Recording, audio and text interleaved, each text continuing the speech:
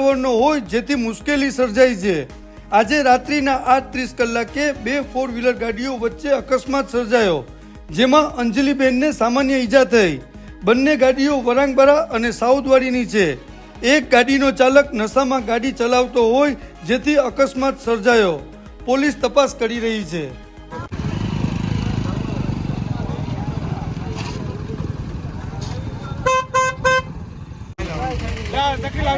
અમને લેજો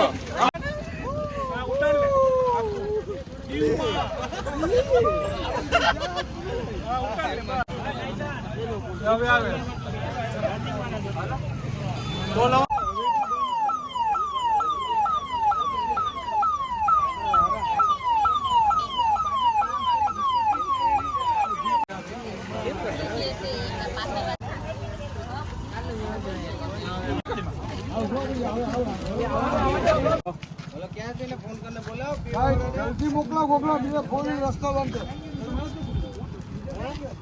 रस्ता बे बंद थी गया जिसे 15 से गाड़ी